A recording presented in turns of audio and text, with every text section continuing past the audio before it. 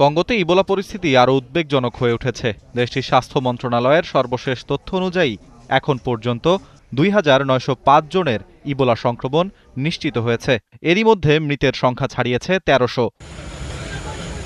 স্বাস্থ্য মন্ত্রণালয় জানিয়েছে, আক্রান্ত ও মৃত্যুর সংখ্যা হঠাৎ বেড়ে যাবার কারণ হল ইতুরি ও নর্থ কিভু প্রদেশের পূর্বের তথ্য জাতীয় ডেটাবেজে অন্তর্ভুক্ত করা।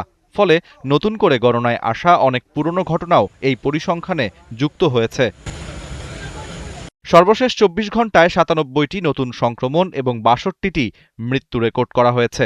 এ পর্যন্ত ৫১৯ জন সুস্থ হয়েছেন আর ৭২২ জন আইসোলেশনে রয়েছেন।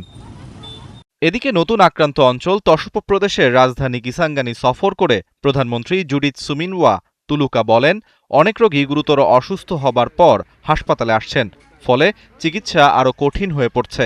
তিনি জানান, সন্দেহভাজন রোগীদের দ্রুত চিকিৎসা নিতে উৎসাহিত করতে সরকার কমিউনিটি পর্যায়ে প্রশিক্ষণ ও জনসচেতনতা কার্যক্রম আরও বাড়াবে। ইবোলা মোকাবেলায় দেশটির সরকার $৫০ মিলিয়ন বরাদ্দ দিয়েছে। এই অর্থ ল্যাবরেটরি সক্ষমতা বাড়ানো, চিকিৎসা সরঞ্জাম, কমিউনিটি নজরদারি এবং রোগীদের চিকিৎসা ব্যবস্থার উন্নয়নে ব্যয় করা হবে। আরাফাত ইসলাম, ৭১।